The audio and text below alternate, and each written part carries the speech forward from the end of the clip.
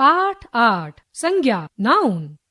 किसी का परिचय प्राप्त करते समय अथवा स्वयं का परिचय देते समय सर्वप्रथम अपना नाम बताना होता है, स्थान का नाम बताना होता है। नाम को व्याकरण में संज्ञा कहते हैं। प्राणियों के नाम होते हैं, वस्तुओं, स्थानों, गुणों, अवस्थाओं व भावों आदि के नाम होते हैं। पढ़िए और समझिए। प्राणी राकेश, लड़का, लड़की, मीरा, अर्जुन, सचिन, कुत्ता, मछली, कबूतर, मोर, शेर, घोड़ा आदि। वस्तु पुस्तक, मेज, पेन, कुर्सी, कार, जहाज, कोट, पंखा, संदूक, मिठाई, बैंगन आदि। स्थान दिल्ली, लखनऊ, हरिद्वार, गांव, चौराहा, मंदिर, विद्यालय आदि। गुण अवस्था या भाव, वीरता, जवानी, बुढ़ापा, बचपन, सुख, दुख, ग्लानि, सौंदर्य, कुरूपता आदि। परिभाषा, किसी प्राणी, वस्तु, स्थान, गुण, अवस्था या भाव आदि के नामों को संज्ञा कहते हैं। संज्ञा के भेद, काइंड्स ऑफ नाउन। संज्ञा के 5 भेद माने जाते हैं। 1. व्यक्तिवाचक संज्ञा, प्रॉपर नाउन।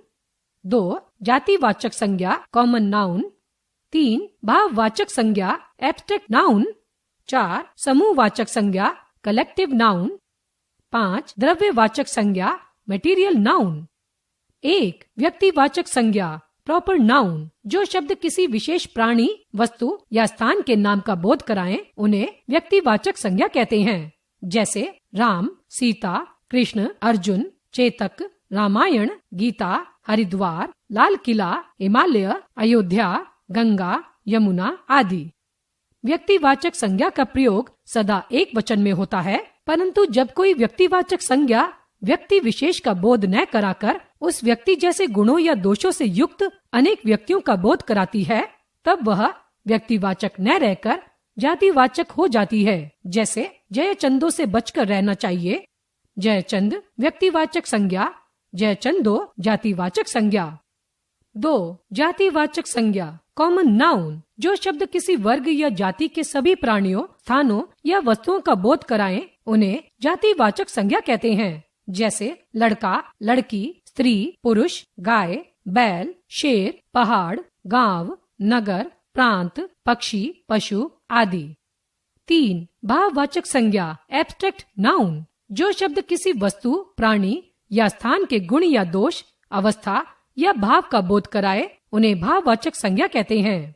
जैसे प्रेम, मित्रता, शत्रुता, बचपन, यौवन, बुढ़ापा, मिठास, खटास, क्रोध, पढ़ाई, सजावट आदि। कभी कभी जातिवाचक संज्ञा भी व्यक्तिवाचक के समान प्रयुक्त होती है। जैसे महात्मा जी ने देश को स्वतंत्र कराया। यहाँ महात्मा जी जातिवाचक संज्ञा है, परंतु यह व्यक्ति विशेष गांधी जी के लिए प्रयुक्त होने पर व्यक्तिवाचक बन गया है। भाववाचक संज्ञाओं को देखा या छुआ नहीं जा सकता, इन्हें केवल अनुभव ही किया जा सकता है। 4. समूहवाचक संज्ञा, कलेक्टिव नाउन। जिन शब्दों से किसी समूह अथवा समुदाय का बोध हो, उन्हें समूहवाचक संज्ञा कहते हैं। जैसे सभा, सेना, कक्षा, समाज, जनता, मेला, दल, परिवार, काफिला, झुंड, गुच्छा आदि। 5. द्रव्यवाचक संज्ञा, मटेरियल नाउन। जिन शब्दों से द्रव्य, विभिन्न पदार्थों का बोध हो, उन्हें द्रव्यवाचक संज्ञा कहते हैं। जैसे सोना, चांदी, पीतल, लोहा, गेहूं, चावल, दूध आदि। इन संज्ञाओं को गिना नहीं जा सकता, केवल नापा या तौला जा सकता है। द्रव्यवाचक संज्ञा में ऐसे पदार्थ आते हैं जिनसे अन्य वस्तुओं की रचना की जा सकती हो। व्यक्तिवाचक और जातिवाचक संज्ञा में अंतर, difference between proper and common noun. व्यक्तिवाचक संज्ञा से विशेष नाम का बोध होता है, जातिवाचक से सामान्य नाम का। व्यक्तिवाचक संज्ञा एक वचन होती है और उसका लिंग परिवर्तन नहीं होता है। जातिवाचक संज्ञा एक वचन और बहुवचन दोनों रूपों में होती है और उसका लिंग परिवर्तन किया जा सकता है। भाववाचक संज्ञाओं की रचना, फॉर्मेशन ऑफ एब्स्ट्रैक्ट नाउन। भाववाचक संज्ञाओं को 2 वर्गों से रखा जा सकता है। 1. कुछ संज्ञाएं अपने मूल रूप में भाववाचक संज्ञाएं होती हैं, जैसे सुख, दुख, ज्ञान, मान, अपमान आदि। 2. कुछ भाववाचक संज्ञाओं की रचना अन्य शब्दों के सहयोग से की जाती है, जैसे मित्र से मित्रता, जाति से जातीयता, सुंदर से सुंदरता, वीर से वीरता आदि। भाववाचक संज्ञाओं की रचना प्रमुखतः 5 प्रकार के शब्दों से होती है। 1 जातिवाचक संज्ञाओं से, 2 सर्वनामों से, 3 विशेषणों से, 4 क्रियाओं से, 5 अव्यय शब्दों से। 1 जातिवाचक संज्ञाओं से भाववाचक संज्ञा।